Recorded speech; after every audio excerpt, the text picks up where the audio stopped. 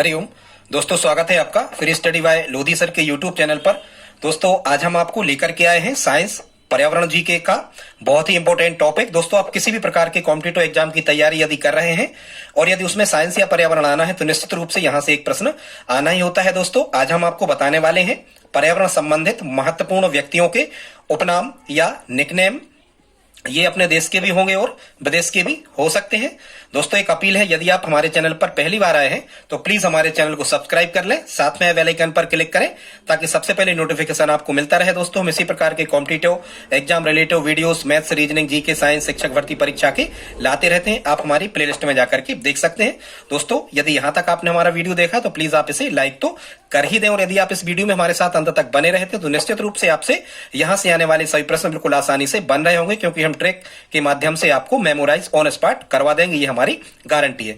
देखते हैं सबसे पहले दोस्तों, भारत का जल पुरुष किसे कहा जाता है? ये निकनेम है।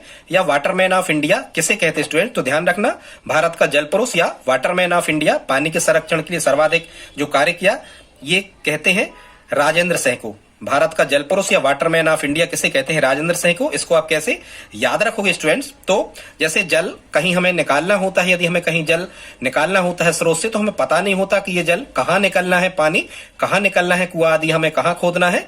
तो ये एक राज होता है, सभी को पता नहीं होता कि पानी कहाँ निकलना है।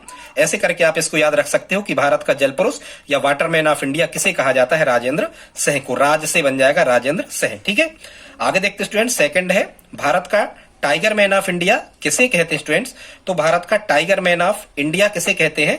कैलाश सांखिल्य को कहा जाता है। या भारत में टाइगर प्रोजेक्ट का जनक किसे कहा जाता है? कैलाश सांखिल्य।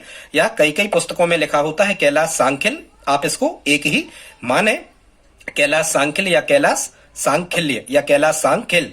ठीक है, अब इसको कैसे आप याद रखोगे कि भारत में टाइगर प्रोजेक्ट के जनक या tiger man of India Kailash Sankhala को कहते हैं?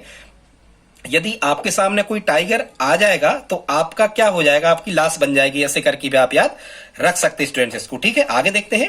भारत में हरित क्रांति का जनक किसे कहा जाता है स्टूडेंट्स? तो ध्यान रखना, भारत में हरित क्रांति का जनक कहा जाता है डॉक्टर एम.एस. स्वामीनाथन। किसे कहा जाता है? एम.एस. स्वामीनाथन। ठीक है, हरित क्रांति का जनक किसे कहा जाता है? एम.एस. स्वामीनाथन। हरित क्रांति में भारत में मुख्यतः गेहूं उत्पादन में वृद्धि हुई है।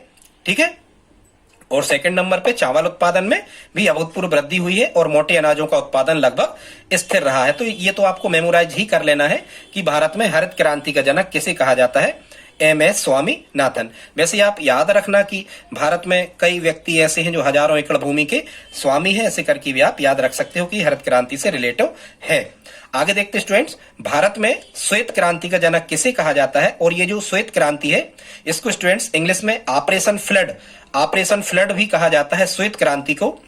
ठीक है, और इनका जो निकनेम है ये मिल्कमैन ऑफ इंडिया कहा जाता है। श्वेत क्रांति के जनक को हम मिल्कमैन ऑफ इंडिया या भारत का दुग्ध पुरुष किसे कहते हैं स्टूडेंट्स? तो ये हम कहते हैं वर्गीस कुरियन। किसे कहते हैं? वर्गीस कुरियन। वैसे भी कई कुरी की गाय और भैंस का विकास कर लिया गया है इनके द्वारा, उन्नत प्रजाति की गाय भैंस बना दी गई हैं जिनसे बहुत अधिक दुग्ध प्राप्त हमें होता है। तो भारत में श्वेत क्रांति का जनक या मिल्कमैन ऑफ इंडिया या भारत का दुग्ध पुरुष किसे कहा जाता है? वर्गीस कुरियन। आई होप आप समझ गए होंगे। आगे देखते स्टूडेंट्स, भारत का चैंपियन नाम किसे दिया गया है?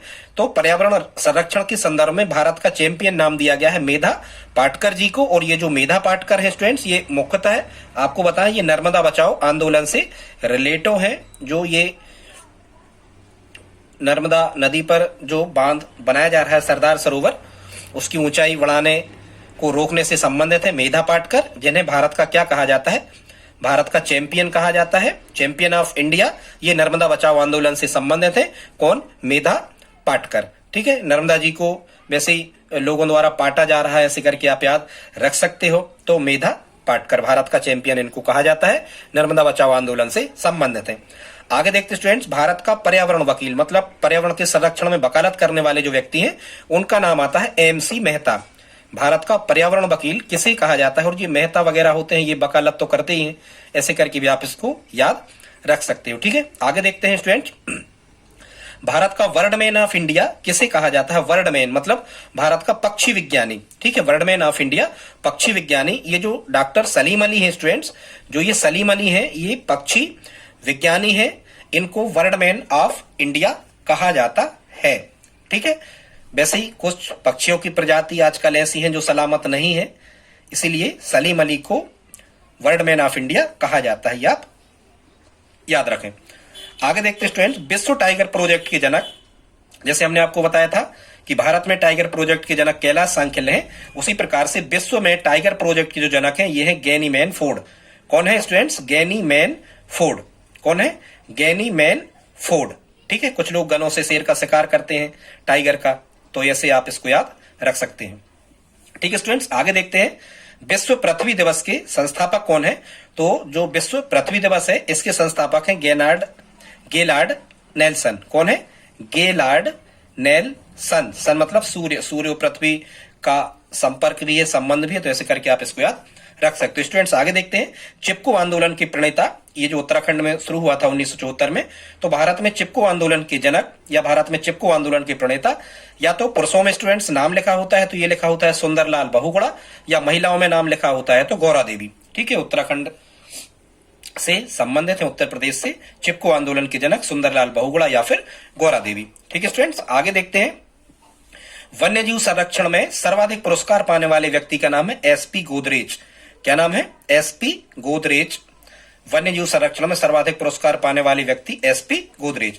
आगे देखते हैं स्टूडेंट, विश्व हरित क्रांति के जनक डॉक्टर नॉर्मन बोरलॉग। विश्व हरित क्रांति के जनक किसे कहा जाता है? डॉक्टर नॉर्मन बोरलॉग, ठीक है। आगे देखते हैं स्टूडेंट, 14 नंबर पे, वृक्ष बचाओ आंदोलन में बलिदान देने वाली जो एकमात्र महिला थी उनका नाम था अमृता देवी बिश्नोई। खेजड़ी से संबंधित है, राजस्थान में।